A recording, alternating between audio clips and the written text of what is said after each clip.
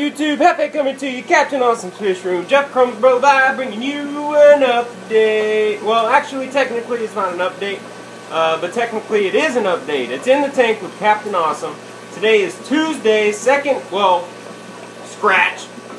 that, third video this week. Just uploaded.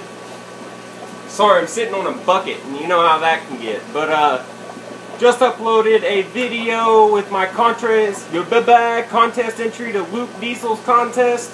I dig original contests and stuff like that. That's why I entered. I don't enter many contests, so make sure you check that out. But anyways, in the tank with Captain Awesome, as y'all know, the 50 long subscriber planted tank. It's almost ready to hit the switch and just start trucking. Like spinners. Y'all ever seen those spinners on cars? Oh, not like that. Boom. Car sitting still, rims keep on spinning. Like that.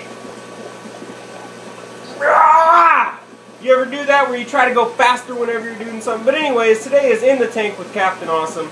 We're going to take a look at a few more things that I have gotten done with the 50 long subscriber planted tank. I know it's a mouthful. I don't know, maybe I can come up with like a little acronym or something for it, but nevertheless, it's a pretty dope update. Doing one of my favorite things, which is playing with filters. Y'all know I'm a big filter nut. Water quality and filtration are they're up there. They're up there with me. Water quality and filtration. So we're going to take a look at the filtration for the subscriber 50 long planted tank, and that's pretty much it. So take a look at this awesomeness and we'll be right back.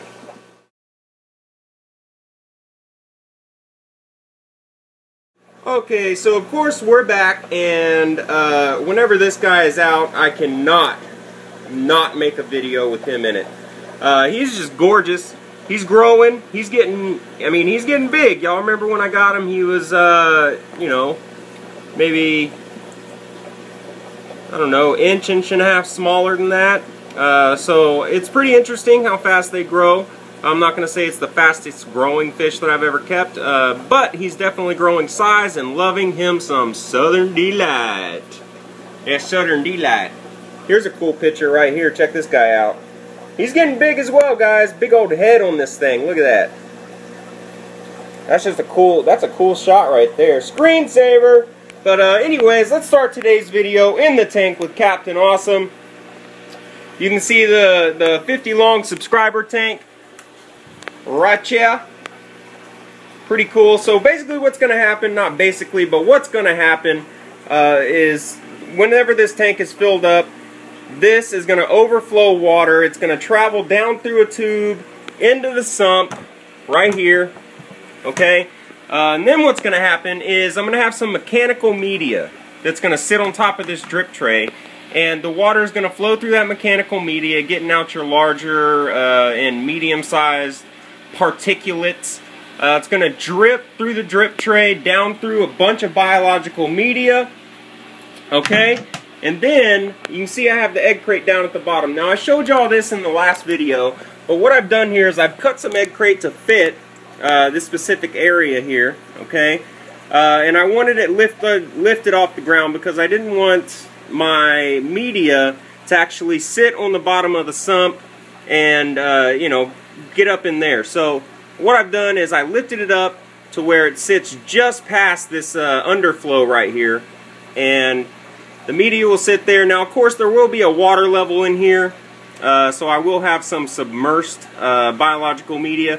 It's going to flow through this custom sponge that I cut myself to, you know, get out the finer materials, okay? And then it's going to come out right through here. Now, I've added this since the last video, okay? So, what I've done is I cut another piece of egg crate to fit this piece here, but I cut it a little bit taller than that actual baffle. Well, where is it? There we are.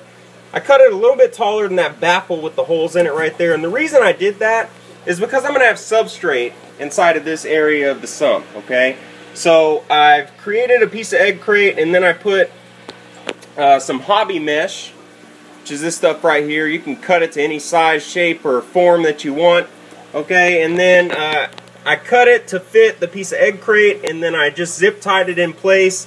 So whenever there's substrate in here, it won't, you know, sit inside the egg crate and get inside these little holes that are inside this baffle that you can see right there. And you know, it's just gonna make it that much more efficient. Okay. So we have the egg crate in the bottom. I've already explained the reasons of doing that. Now something that I've added just today is this right here. This is a pump guard, basically. So the concept is just the same as this baffle right here. Okay, there's going to be substrate in here, and this will prevent the substrate from getting through. Now this is the same idea. Okay, it's egg crate with the hobby mesh. Now the substrate, of course, will, you know, come up, you know, to a certain height in here. Now this hobby mesh, along with the egg crate to stiffen it, is going to create, you know, a wall so the substrate can't get through and clog up the pump. Another thing this is going to benefit is a bunch of debris won't be able to clog up the pump as well, so I won't have to run another sponge on the pump. Plus, it gives me a designated area for the pump inside of the sump. Okay, say that 5 times fast. But it gives me a dedicated area. Now, another benefit of having one of these pump walls is, of course, well, I don't think so, and if it does, I'll just make this higher. The water level isn't going to pass, well, it might actually come up a little bit over that, but I can just make it taller, or simply take these off the top and let the hobby mesh, you know, sit up. I think that's what I'll do. But what's going to happen is, you know, that's going to keep all the, you know, dead leaves, because I am going to have some plants down inside this sump. That's going to keep all the dead leaves, the stems, and, you know, just any kind of particulate matter that can come through inside of this area, or, you know, be created inside of this area. It's going to prevent it from going to the pump. Now, not all of it, but the bigger chunks and stuff like that, it is going to prevent that. So, really cool stuff. It's a 6x6x6 square, meaning it's 6 long, 6 high, and of course 6 across inside the base there. This is a Mag Drive 5.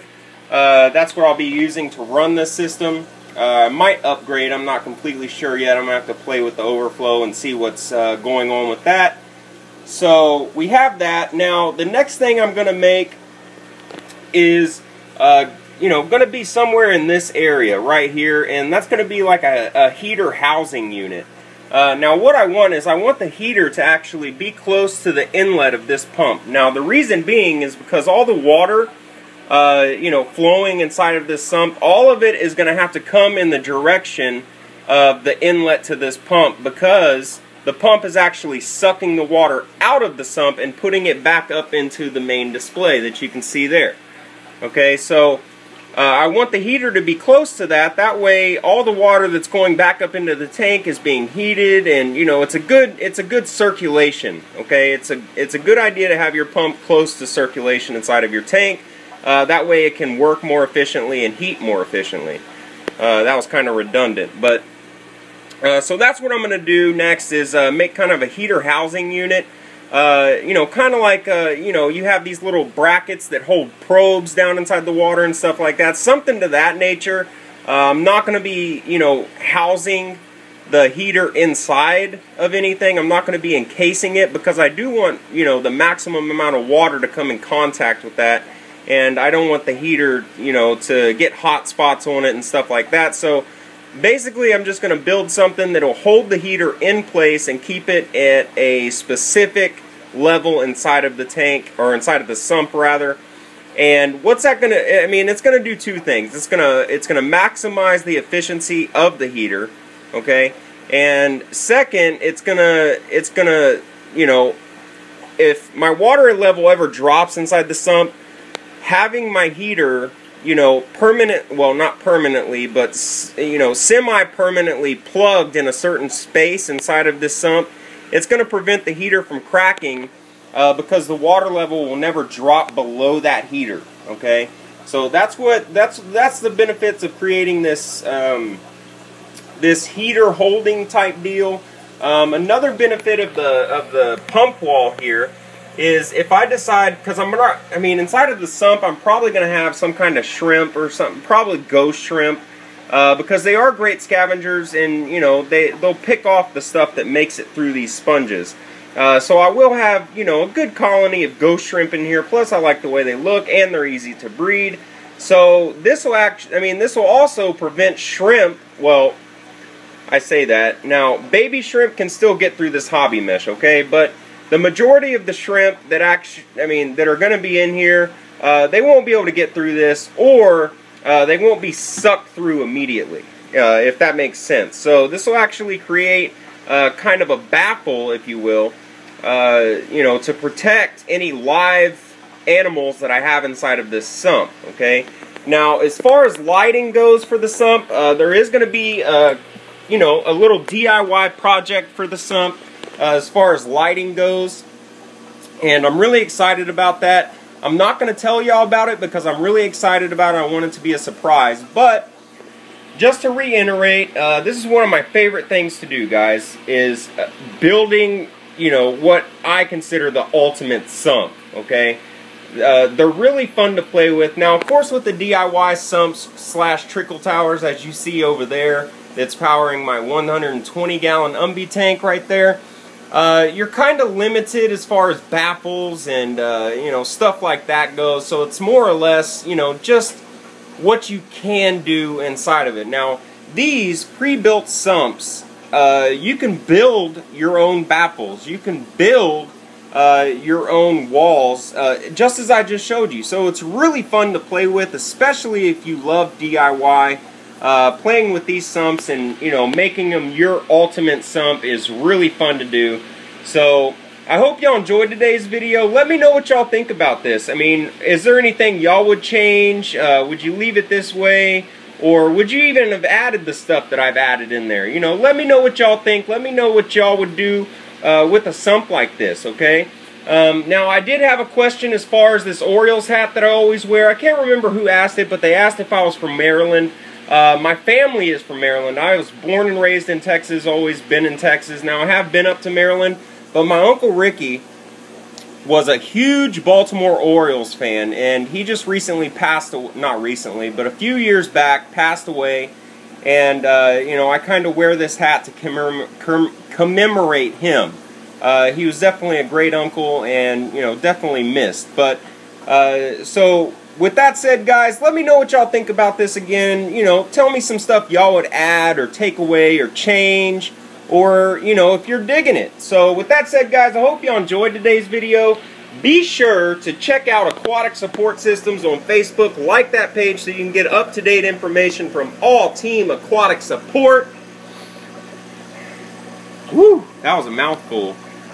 But thank you for watching. Be sure to rate, comment, and subscribe. Let me know what y'all are thinking. This is what I'm doing. This is what I've done. And we'll see y'all next time. Adios. And stay tuned for the Jaguar sexing video tomorrow. Peace.